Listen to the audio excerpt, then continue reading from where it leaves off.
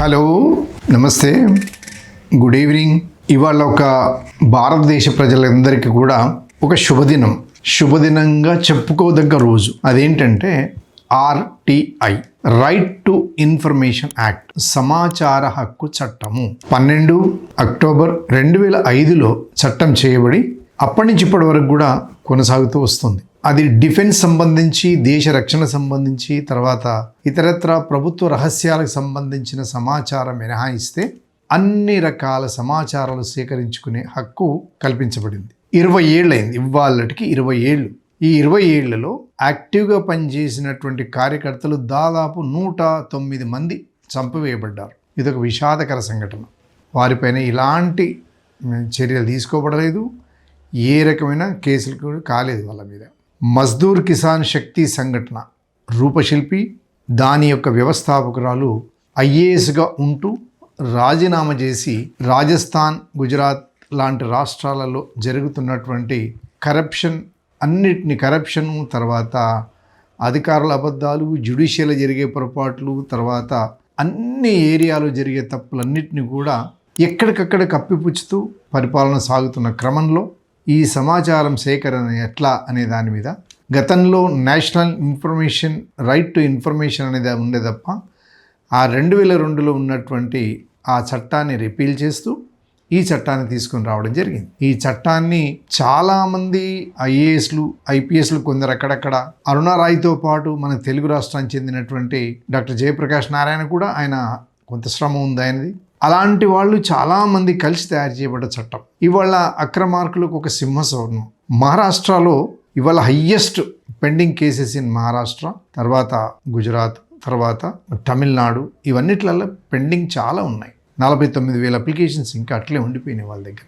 ఏంటి అని అంటే, మహారాష్ట్రలో ఒక రోడ్డు వేసి 10 సంవత్సరాల నుంచి రోడ్డు వేస్తూనే ఉన్నారు, బిల్లు డ్రా అవుతూనే ఉన్నది, రెగ్యులర్గా క్లెయిమ్ చేస్తూనే ఉన్నారు, కానీ ఆ రోడ్డు రావడం లేదు. అలాంటివి ఎన్నో ఎగ్జాంపుల్ తీసుకున్నది IAS ఆఫీసర్లు కదా. వాళ్ళకున్న IQ అనేది ఒక అద్భుతమైన IQ.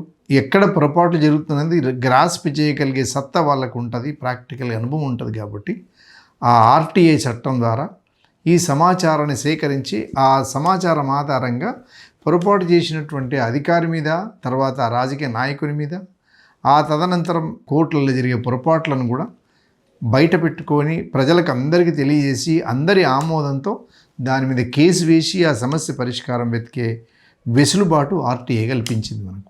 ఈ 20 ఏళ్ళు ఎంతో న్యాయం జరిగింది. మనం ఎన్నో కేసులు కూడా చూస్తూ ఉంటాం. కొంతమంది కేవలం ఆ అవినీతిని భరించలేక ఒక ప్రొఫెషనల్గా మారిపోయారు. వాళ్ళకి RTI అని పేరే పెడతారు. ఓల్డ్ సిటీలో ఒక సాయబ్ ఉన్నాడు, ఆయన ఎప్పుడూ చేస్తూనే ఉంటాడు. ఆయనది అదే పని. ఎక్కడ రోడ్డు వేసినా ఆ రోడ్డు కనుక చిందరవందరై కొద్ది రోజులని పాడైపోతే ఈ రోడ్డు దీంట్లో కలిపిన మిక్స్ ఎంత, దీని బడ్జెట్ ఎవరు, దీని కాంట్రాక్ట్ ఎవరు, దీని ఇంజనీర్ ఎవరు, A to Z తీసి ప్రభుత్వానికి చెప్తాడు. ఆయన దాడి చేయడు ఆయన మీద. ఇలాంటివి ప్రాజెక్ట్స్లో ఏమైంది, ముఖ్యంగా రెవెన్యూ శాఖలో ఉన్నటువంటి, తర్వాత పోలీస్ శాఖలో ఉన్నటువంటి, కమర్షియల్ ట్యాక్స్లో ఉన్నటువంటి, మున్సిపల్ ప్రజా సంబంధాల శాఖలన్నిట్లలో కూడా సంబంధిత మంత్రి దగ్గర, సంబంధిత డిపార్ట్మెంట్ వాళ్ళ దగ్గర ఏం జరిగింది అనేది ఒక ఇన్ఫర్మేషన్ కింద అడిగి, ఆ ఇన్ఫర్మేషన్కి సంబంధించినటువంటి పబ్లిక్ ఇన్ఫర్మేషన్ ఆఫీసర్ ఆయా ఆఫీసులలో, మండల ఆఫీసులో అయితే ఒక డిప్యూటీ తహసీల్దార్ ఉంటాడు, ఆ పైన అపలేట్ అథారిటీ ఉంటాడు, పోలీస్ స్టేషన్లో అయితే ఇన్స్పెక్టర్ ఉంటాడు, ఆ పైన సర్కిల్ ఇన్స్పెక్టర్ ఉంటాడు, డిప్యూటీ కమిషనర్ ఉంటాడు, ఆయన కింద ఆయన ఉంటాడు, CTO ఆఫీస్ అయితే, కమర్షియల్ ట్యాక్స్ అయితేనేమో అసిస్టెంట్ కమర్షియల్ ట్యాక్స్ ఆఫీసర్ ఉంటాడు. వీళ్ళందరికీ అప్లికేషన్ ఇస్తే వీళ్ళు నెల రోజుల లోపల దరఖాస్తుదారుకు జవాబు ఇవ్వాలి. దాంట్లో అద్భుతమైన పనిష్మెంట్స్ కూడా ఉన్నాయి. రోజుకింత ఇన్ఫర్మేషన్ ఇవ్వని పక్షాన వాళ్లకు చట్టరీత్యా వాళ్ళ మీద పెనల్టీ వేయటం అంటే దండగేస్తారంటారు కదా, ఆ దండగేసే ఇది కూడా హక్కు కల్పించింది. మిత్రులారా, మీరు ఈ వీడియో చూస్తున్నంతసేపు కూడా మీ ఊళ్ళో జరిగిన పొరపాటు కానీ, మీ ఊళ్ళో జరిగిన అన్యాయాలకు కానీ అక్కడ నుండి సంపాదించి అది MPDO ఆఫీస్కి వెళ్ళండి.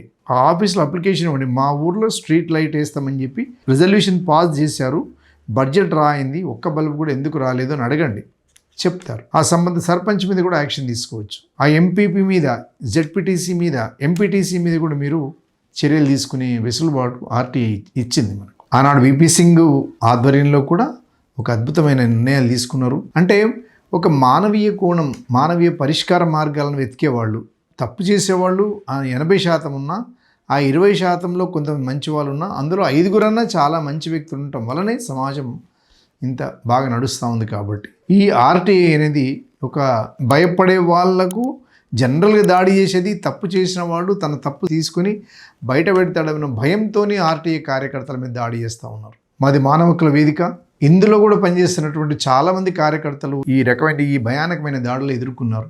అట్లా చాలా సంస్థలు పనిచేసేటువంటి వాళ్ళు ఒక యాక్టివిటీ టేకప్ చేస్తే దాన్ని ఎందుకు తీసుకుంటున్నాం అనే దాని మీద కూడా ఇది ఒక భూమికి సంబంధించినటువంటి తప్పుడు రికార్డు చూపించి కబ్జాలు చేసి వేరే వాళ్ళ భూమిలో కబ్జాలు చేసిన వ్యక్తి దానికి సంబంధించిన రికార్డు మెయింటైన్ చేసినట్టయితే ఆ మండల రెవెన్యూ కార్యాలయంలో డిప్యూటీ తహసీల్దార్ గారు పబ్లిక్ ఇన్ఫర్మేషన్ ఆఫీసర్ అవుతారు. ఆయన నెల రోజులు ఇవ్వకపోతే మీరు తహసీల్దార్ గారిని అడగాలి, అది కూడా కాకపోతే కలెక్టర్ని అడగాలి, కాకపోతే కమిషనర్ దగ్గరికి వెళ్ళాలి.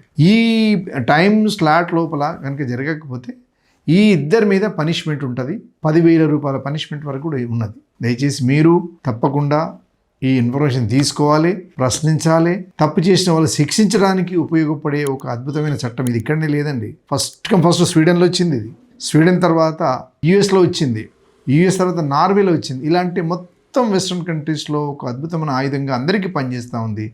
అదే స్ఫూర్తితోని అరుణారాయ్ కానీ లేకపోతే మన దగ్గర ఉన్నటువంటి తెలుగు రాష్ట్రాలకు చెందిన జయప్రకాష్ కానీ వీళ్ళందరూ కూడా ఒక మంచి చట్టాన్ని ప్రజలకు అందించారు. ఇది ఇవాళ 20 ఏళ్ళు అయిన సందర్భంగా మనం ఇలా ఈ వీడియో చేద్దాం.